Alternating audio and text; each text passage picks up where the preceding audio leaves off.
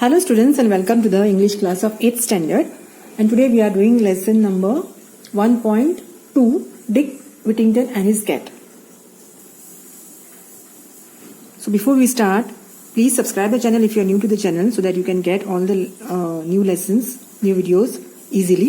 Press on the bell icon and the playlist of 8th standard is given in the description box. The link is given over there. Okay, so without wasting any time, we are going to start with this lesson. Dick Whittington and his cat. There was once a poor boy called Dick Whittington who lived in a small village in the south of England. तर एक गरीब मुलगा होता, त्याचं नाव होतं Dick विटिंग्टन, आणि तो एका लहानशा विलेजमध्ये, गावामध्ये राहत होता. कुठे? तर साऊथ इंग्लंडमध्ये. He had no proper home for both his parents had died and he was unkindly treated by many of the villagers. आता त्याला आई वडील नव्हते म्हणून त्याच्याकडे कोणी बघत नव्हतं. ओके, त्याच्याकडे व्यवस्थित घर पण नव्हतं आणि आई वडील नसल्यामुळे बाकीचे गावकरी त्याला अगदी त्रास द्यायचे. म्हणजे त्याच्यावर दया वगैरे दाखवण्याच्या ऐवजी त्याला व्हेरी बॅडली ट्रीट करायचे. त्याची टिंगल करायचे किंवा त्याला अपशकुनी म्हणा किंवा काही म्हणायचे आणि त्याच्याशी नीट वागायचे नाहीत. Okay, nobody use to behave properly with him. They use to behave unkindly, म्हणजे निर्दयीपणे. ट्रीट म्हणजे त्याला वागवणं. So unkindly treated by many villagers. गावातली लोक त्याला अनकाइंडली ट्रीट करत होती. One day Dick overheard someone say that the streets of London were paved with gold and he decided that he would go there at once and pick his fortune up in gold pieces from the streets. For he thought people might treat him more kindly if he were rich. तर एक दिवस त्याच्या news आली त्याच्या कानावर. ओव्हरहर्ड someone से म्हणजे कोणतरी बोलत असताना त्याच्या कानावर पडलं. ओव्हरहर्ड someone say that streets of London म्हणजे लंडनच्या रस्त्यांवर सोन्याच्या लाद्या होत्या. पेव्ड विथ गोल्ड म्हणजे तिकडचे जे स्ट्रीट्स म्हणजे फुटपाथ किंवा त्यातले रस्ते हे सोन्याचे आहेत. पेव्ड म्हणजे टाइल्स घालणं. टाइल्स जेव्हा आपण घालतो ना त्याला पेविंग म्हणतात. ओके, तर सोन्याच्या लाद्या किंवा पेव्हमेंट्स किंवा रस्ते फुटपाथ हे सोन्याचे आहेत असं त्यांनी ऐकलं होतं आणि त्याने ठरवलं की मी तिथे जातो आणि माझं नशीब, पिक हिज फॉर्च्यून अप म्हणजे नशीब आजमावतो तिकडे जाऊन. आणि तिकडे काय सोन्याचे तुकडे बिकडे मिळाले मला रस्त्यावर तर मी श्रीमंत होईल आणि मी श्रीमंत झालो तर कदाचित लोक मला चांगले ट्रीट करतील. कारण श्रीमंत लोकांशी लोक चांगले वागतात असं त्याने बघितलं होतं आणि अनुभवलं सुद्धा होतं. कारण तो गरीब असल्यामुळे त्याच्याबरोबर लोक नीट वागत नाही. Okay, because he was poor the people ill treated him and so he thought that if I was rich, मी जर श्रीमंत झालो तर कदाचित लोक माझ्याबरोबर नीट वागतील. People will behave with me or respect me if I am rich. So he decided to go to London. So young Dick set out to walk to London. He had not gone far when a man in a cart stopped and asked him if he was running away from home. तर तो आता Dick चालत निघाला लंडनला जायला. तर तिथे जाता जाता जास्ती लांब नव्हता गेला होता तो. He had not gone far म्हणजे जास्ती पुढे नव्हता गेला. तर एका माणसाने त्याला थांबवलं. एक माणूस एका कार्टमध्ये म्हणजे एका घोड्यागाडीमध्ये चालला होता आणि त्याने त्याला थांबवलं आणि विचारलं की तू घरातून पळून तर नाही जात आहेस ना? You are not running away from home. Asked him whether he was running away from home. I have no home. तर डिकने उत्तर दिलं की मला घरच नाहीये, तर घरातून पळून जाण्याचा प्रश्नच येत नाही. I have no home. Dick answered, I am on my way to London to find my fortune. तर माझं नशीब आजमावण्यासाठी मी लंडनला चाललो आहे असं डिकने त्यांना उत्तर दिलं. I am going to London myself said the carter. तर तो कार्टमध्ये बसलेला माणूस म्हणाला मी पण लंडनला चाललो आहे. तुला यायचं असेल तर मला जॉईन करू शकतो. Jump up here beside me and we will journey together. माझ्या बाजूला पटकन उडी मार, गाडीत बस आणि माझ्या बाजूला बस आणि आपण दोघेही हा प्रवास करूया. Journey together, we will journey together म्हणजे आपण दोघेही साथ प्रवास करूया. They arrived in London just before nightfall and the carter left Dick and made his way to an inn. तर रात्र होण्याच्या जस्ट आधी ते दोघे लंडनमध्ये आले आणि त्या कार्टरवाला तो माणूस त्याने डिकला खाली उतरवलं आणि तो एका इनमध्ये गेला. Made his way to an inn. Inn म्हणजे एक हॉटेल सारखं किंवा असं रेस्टॉरंट किंवा लॉजिंग बोर्डिंग, त्याला पूर्वी लोक त्या फॉरेन कंट्रीजमध्ये इन म्हणतात, INN. So they arrived in London and that man went to the inn and left Dick on the streets of London. तर रस्त्यावर त्याला सोडला आणि तो त्याच्या कामाला गेला. Poor Dick stood alone and looked around him in dismay. तर तो बिचारा रस्त्यावर एकटाच उभा राहिला, इकडे तिकडे बघू लागला आणि त्याला प्रश्न पडला आता काय करायचं, त्याला काही करायचं कळलं नाही. ही वॉज डिस्मे म्हणजे अ ग्रेट डिसअपॉइंटमेंट, म्हणजे नाखुश होता तो थोडासा, कारण त्याला तिथलं काही माहीत नव्हतं. तो एका अनोळखी ठिकाणी येऊन त्याला सोडलं गेलं होतं. Where was all that fine gold? आणि वरून त्याला तो आजूबाजूला बघितलं, त्याला तो सोनं शोधायला आलेला, तर आजूबाजूला त्याला कुठेही सोनं दिसलं नाही. All he could see were dirty streets and lots of unfriendly people. तर त्या युज्युअल जसे रस्ते असतात, थोडी घाण होती, कचरा होता आणि अनोळखी माणसं आजूबाजूला, एवढंच काय ते त्याला दिसलं. All he could see was dirty streets and lots of unfriendly people. He had nowhere to sleep, and in the end he spent the night in the corner of an alley where he hoped he would come to no harm. तर तो असं इकडे तिकडे बघितलं त्यांनी आणि शेवटी त्याला कुठेही झोपायची पण जागा नव्हती. nowhere to sleep, आणि in the end he spent the night in the corner of a alley. alley म्हणजे असं बोळ असते किंवा दोन बिल्डिंग मधली थोडीशी नॅरो रस्ता असतो बघा, आपण अळी म्हणतो किंवा बोळ म्हणतो, त्याला अली म्हणतात. A narrow passage between or behind buildings. तर दोन बिल्डिंगच्या मध्ये छोटीशी जागा असते, त्याला अली म्हणतात. आणि तिथे त्यांनी त्या अलीमध्ये एक कोपराच निवडला आणि तिथे त्याला वाटलं आपण सेफ असू तिथे, that will be no harm over there, तिथे काही आपल्याला धोका नाही असं समजून तो तिथे त्या कॉर्नरमध्ये झोपायला गेला. आणि he spent his night over there. The next morning Dick woke up cold, miserable and very hungry. तर दुसऱ्या दिवशी सकाळी डिक उठला, त्याला थंडी वाजत होती. आणि miserable means not very happy, जास्त खुश नव्हता किंवा तो असा अस्वस्थ होता. Was not very happy and very hungry. त्याला खूप भूक लागली होती, खूप अनहॅपी होता आणि त्याला थंडी पण वाजत होती. He wandered around begging for food, but again and again people shouted at him, "Go away, you lazy fellow! Be off with you!" तर इकडे तिकडे कुठेतरी जेवण खायला काही मिळतं म्हणून फिरत होता आणि लोकांकडे तो बॅगिंग पण करत होता, भीक पण मागत होता जेवणासाठी, कोणीतरी खायला द्या म्हणून.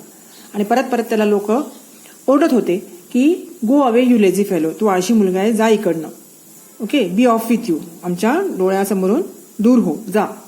आणि and aimed angry blows at his head. आणि त्याच्या डोक्यावर असं डोक्यावर मारत होते त्याच्या, आणि त्याला डोक्यावर मारून असं ढकलत होते. ओके, अँग्री ब्लोज म्हणजे रागाने त्याच्या डोक्यावर मारत होते. Aimed angry blows at his head. At last he collapsed in the street and lay there, too weak to look for food. तर शेवटी तो भुकेने व्याकुळ झाला आणि खाली पडला, आणि त्याच्याकडे उठण्याची सुद्धा ताकद नव्हती, तो खूप वीक झाला होता आणि तिथेच पडून राहिला. At last he collapsed in the street and lay there, too weak to look further for food. अजून त्याला जेवण किंवा खायला काही शोधण्याची त्याच्या अंगामध्ये ताकद राहिली नव्हती. By chance, Dick had fallen in front of a house belonging to a rich merchant called Mr. Fitzwarren.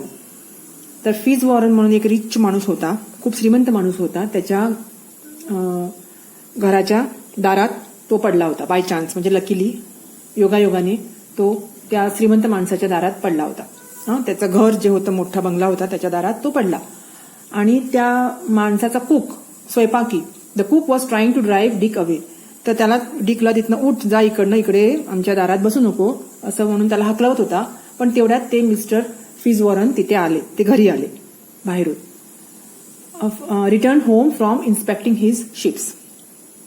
तर त्यांच्या खूप शिप्स होत्या, बोटी होत्या, त्या बोटींचं इन्स्पेक्शन करून, नजर टाकून, त्यांचं काम करून ते परतत होते. तेव्हा त्यांनी त्या कुकला सांगितलं, थांब जरा. He stopped and asked Dick, why don't you work if you need food. तर त्याने विचारलं की तू काम काय करत नाहीस, काम केलं तू तुला 4 पैसे मिळतील आणि मग तू काही खाऊ शकशील. ओके, जेवण विकत घेऊन तू खाऊ शकशील. I would work, said Dick, but I know nobody who will give me anything to do. तर डिक म्हणाला, मला काम करायची इच्छा आहे, पण मला माहित नाही, मी कोणालाही ओळखत नाहीये जो मला काम देऊ शकेल. I don't know anybody who will give me anything to do. मला काही काम करायला जो माणूस देईल अशा माणसाला मी इथे कोणालाही ओळखत नाही. Take him into the kitchen. Mister Fitzwarren ordered the cook. Feed him first and then find some work for him.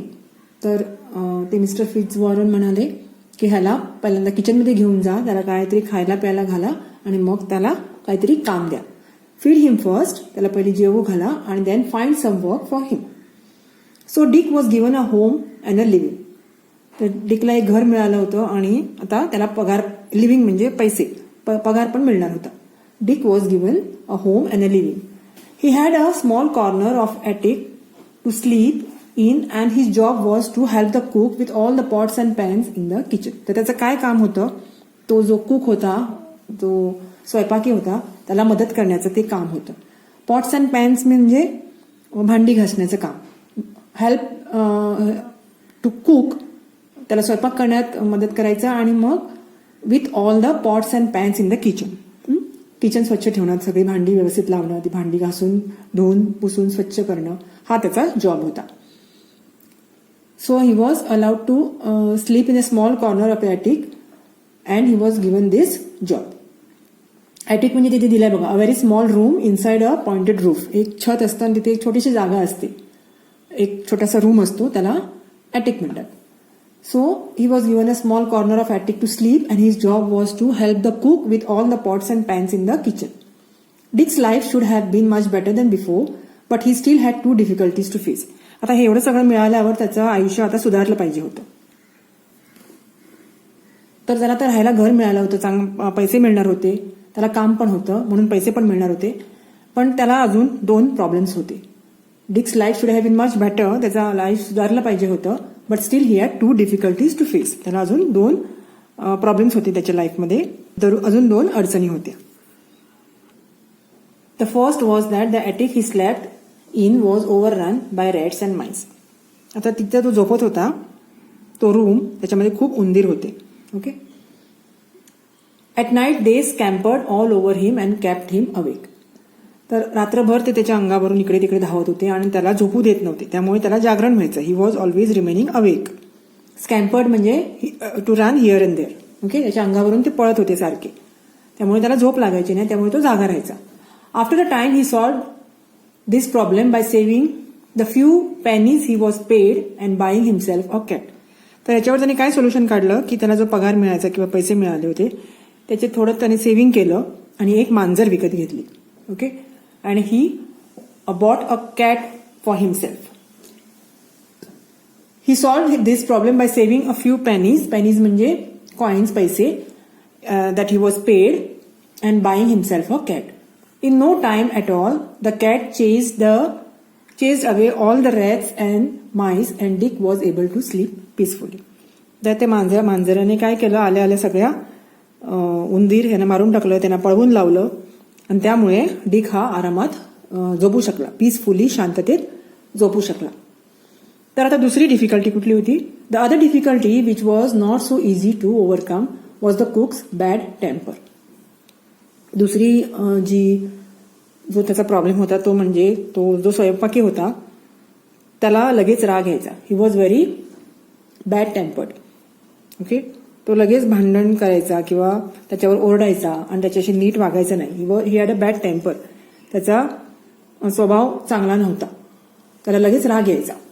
And it was not easy to overcome. Overcome म्हणजे succeed in dealing with the problem. The problem solve करणं म्हणजे overcome the problem means to solve the problem. And it was not easy to solve that problem. She shouted and screamed all day and would scold Dick and hit him with a wooden spoon even when he was working as hard as he could. तर ती स्वयंपाकी जो होता तो मला वाटतं female होता. She shouted. Okay. So she shouted and screamed all day. ती दिवसभर ओरडत बसायची त्याच्यावर, त्याला लाकडी चमच्याने मारायची. And would scold Dick, scream all day and would scold Dick and hit him with a wooden spoon. लाकडी चमच्याने त्याला मारायची. And even when he was working as hard as he could. तो जर मनापासून काम करत असेल, अगदी कष्ट करत असेल, तरीही त्याला ती ओरडायची. एवढे कष्ट करून सुद्धा त्याला ओरडायची. One night Dick decided he could stand it no more. तर एक दिवस डिकला वाटतं की आता मी हे सहन करू शकत नाही. I cannot stand this anymore. Early in the next morning, before the cook was up, he set out with his cat to seek his fortune elsewhere. तर त्याने त्या घरातून पळून जायचं ठरवलं. तर ती कुक, स्वयंपाकीन बाई, ती उठायच्या आधी हा आपल्या मांजरीला घेऊन आपलं फॉर्च्यून दुसरीकडे बघायला, म्हणजे आपलं नशीब दुसरीकडे आजमावायला निघून गेला त्या मांजरीला घेऊन. The two of them walked as far as Holloway on their way out of London. Then Dick sat down on a stone to rest. तर ते दोघं चालत राहिले age far as Holloway. Holloway नावाचं एक स्ट्रीट आहे किंवा सिटी आहे लंडनमध्ये. तिथपर्यंत चालत गेले आणि लंडनच्या बाहेर जायचं त्यांनी ठरवलं, on their way out of London. आणि then Dick sat down on a stone to rest. आणि थोड्या वेळा पुढे गेल्यानंतर तो एका दगडावर आराम करण्यासाठी बसला. It was 1st of November. तर तो 1st November होती ही डेट. आणि it was a saints day. Okay, all saints day. And the church bells were ringing. त्यामुळे देवळात एक चर्चमध्ये काहीतरी ते सेंट म्हणजे साधू संत, ह्यांचा तो दिवस होता. त्यांचे जे प्रीस्ट वगैरे असतात, त्यामुळे चर्चमध्ये काहीतरी प्रेयर वगैरे चालू होती आणि चर्च बेल्स रिंग करत होत्या. As Dick sat and listened it seem they were ringing out a message for him. तर डिक ते बेल वाजत होत्या, ते तो ऐकत होता आणि त्याला त्या बेल्स रिंग होताना काहीतरी मेसेज आल्यासारखं वाटत होतं, काहीतरी स्टेटमेंट्स आल्यासारखं त्याला वाटू लागलं. आणि ते काय स्टेटमेंट्स होते आणि काय मेसेज होता? टर्न अगेन विटिंग्टन, दाव worthy citizen, Lord mayor of London. आता ते काय म्हणत होते की टर्न अगेन विटिंग्टन, तर परत फिर. डिकला सांगत होते की मिस्टर विटिंग्टन परत फिर.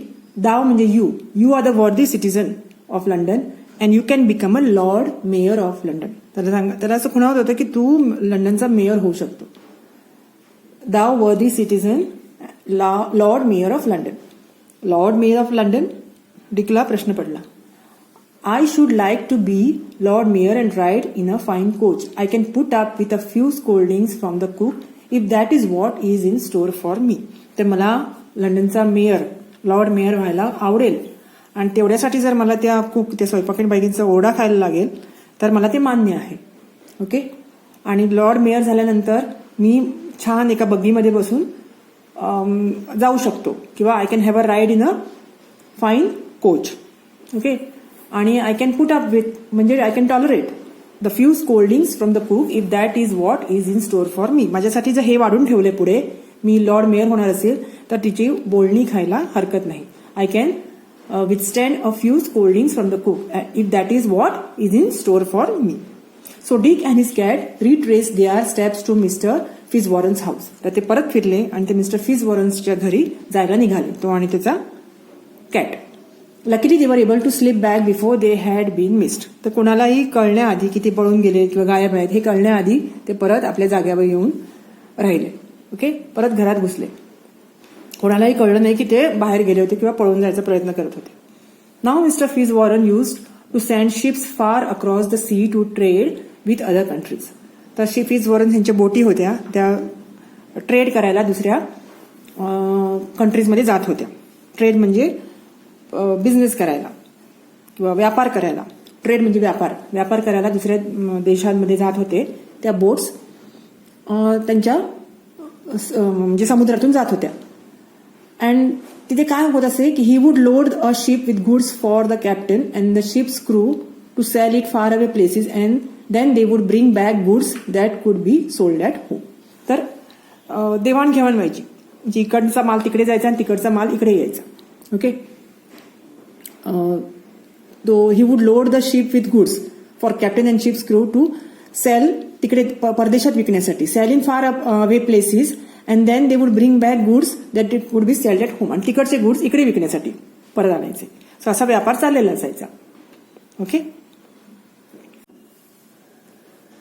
One day he called his house hold together and set. House hold म्हणजे घरातल्या सगळ्या लोकांना त्यांनी एक दिवस जवळ बोलवलं आणि सांगितलं की I am sending a ship to African coast to trade.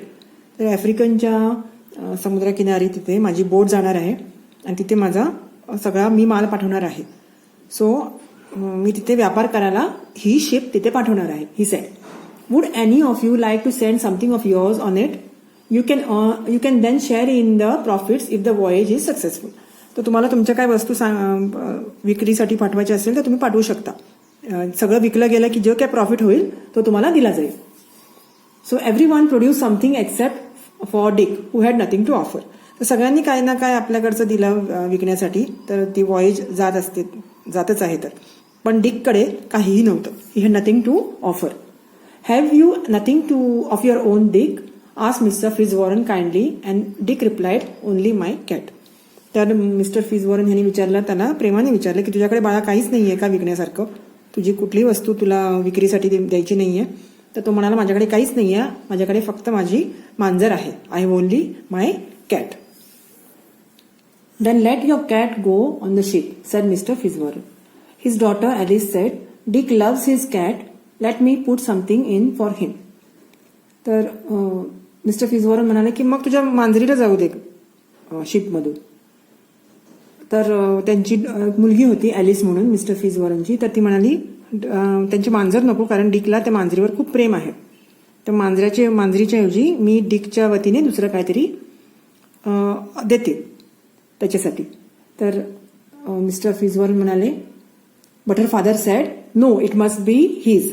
त्याचं स्वतःचं असलं पाहिजे. Not something belonging to someone else. तर अजून कोणीतरी त्याच्या नावाने दिलेलं किंवा दुसऱ्या कोणी दिलेलं नसावं, त्याचं स्वतःचं असावं, त्याच्या मेहनतीचं किंवा त्याच्या मालकीचं असावं. So Dick fetched his cat and sed good by two it sadly. तर शेवटी डिक तयार झाला आपली मांजर त्या वॉयेजवर द्यायला. तर ही फेच्ड हिज कॅट, त्याने आपलं कॅट आणलं आणि त्याला गुड बाय म्हटलं. सॅडली, त्याला दुःख वाटत होतं त्याच्यापासून लांब जाताना, त्या कॅटपासून लांब जाताना त्याला फार दुःख होत होतं. The captain of the ship was delighted for the cat was an excellent mouser and so he had no trouble with rats and mice on his voyage. तर तो शिपचा कॅप्टन होता, त्याला आनंद झाला ते मांजर बघून, कारण ते सगळे त्याच्यामुळे जो उंदरांचा त्रास होणार होता शिपमध्ये तो कमी होणार होता. The cat was an excellent mouser. Mouser म्हणजे the animal who catches the rat or mice. Okay, उंदरांना पकडणारं जे जनावर असतं त्याला माउसर म्हणतात. So cat was an excellent mouser. After some months the ship arrived at a place on the African coast Barbary where people called the Moors lived.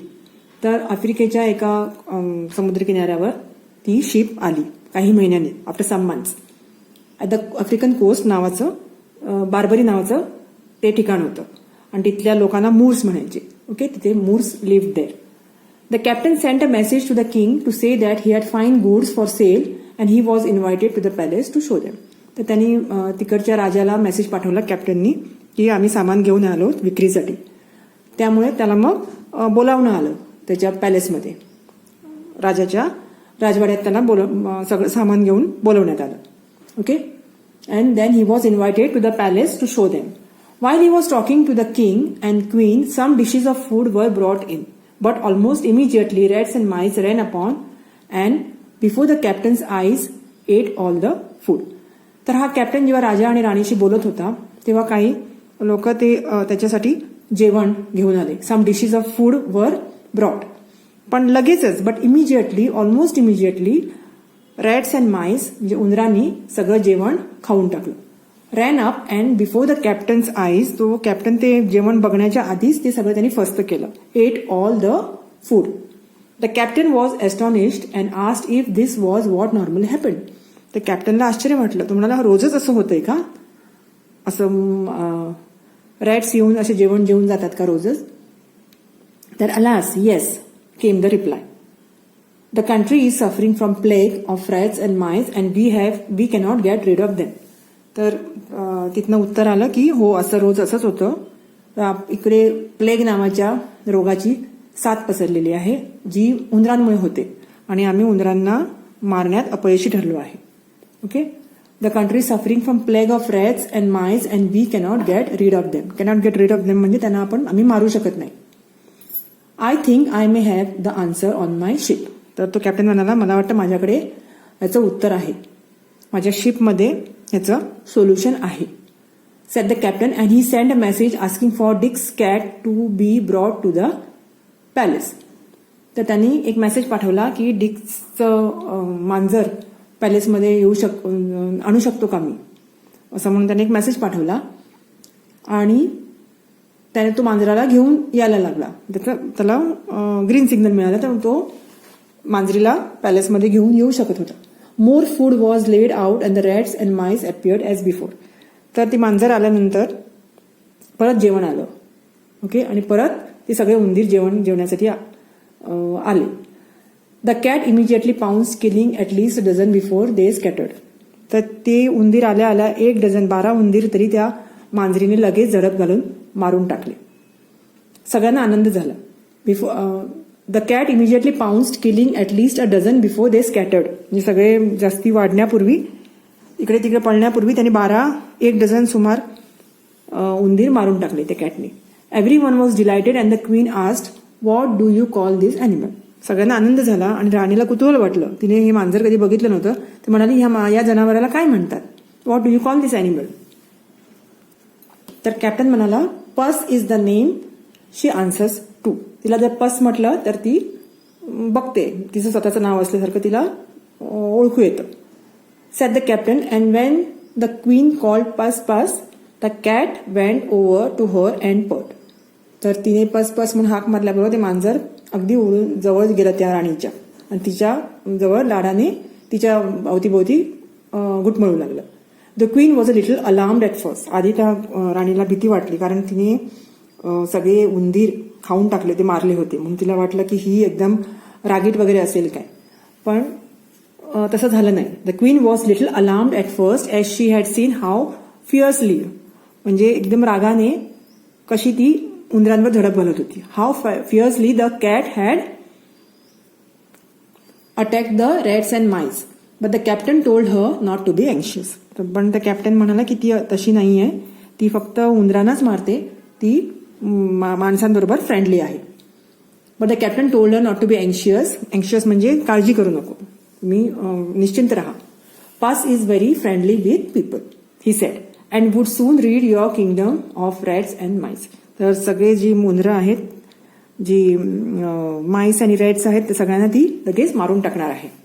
I would give great wealth to own this animal, said the queen. तर राणी म्हणाली, मी हे मांजर विकत घेऊ इच्छिते, मी तुम्हाला भरपूर पैसे देते ह्या मांजरीसाठी. I would give great wealth to own this animal. हे ॲनिमल माझं होण्यासाठी मी खूप चिक्कार पैसा द्यायला तयार आहे. So the captain began bargaining and it was agreed that the king would buy the whole cargo from mister Fitzwarren's ship to pay a fine price for it, and for the cat alone the king paid 10 times the sum again. ते त्यांची bargaining सुरू झालं. Bargaining म्हणजे व्यवहार सुरू झाला आणि नंतर तो राजा त्यांच्या शिपमधलं सगळं सामान विकत घ्यायला तयार झाला. Okay, so the captain began bargaining and it was agreed that the king would buy the whole cargo, सगळं अख्खा cargo from mister Fitzwarren's ship to pay a fine price for it. चांगली रक्कम देऊन ते सगळं सामान कार्गो विकत घ्यायला राजा तयार झाला. अँड फक्त कॅट विकत घ्यायला त्याने जी कार्गोची किंमत होती त्याच्या 10 times प्राइस देऊन त्यांनी मांजर विकत घ्यायला तयार झाला. Okay, for the cat alone the king paid 10 times the sum again. तर when the ship came back to the port of London, the captain showed mister Fitzwarren the gold and jewels he had brought from Barbary and told him the story of the cat and the merchant sent for Dick. तर London, port of लंडनला ते ship परत आली आणि कॅप्टननी mister फिजवॉरन यांना ते सोनं नाणं सगळं दाखवलं, ते राजाने दिलेलं, आणि ते बार्बरीवरनं आणलेलं सगळं दाखवलं आणि ती स्टोरी सांगितली मांजरीची. आणि मर्चंटनी त्या डिकसाठी ज्या काय पाठवलं होतं ते पण सगळं दिलं. From now on Dick, he said, we should all call you mister Whittington, for you are a rich man.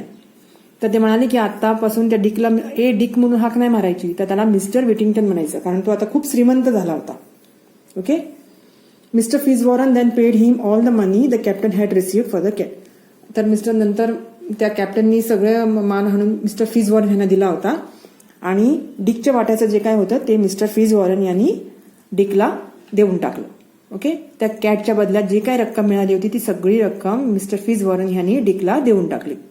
From this time on Dick worked with mister Fitzwarren and become a successful merchant himself.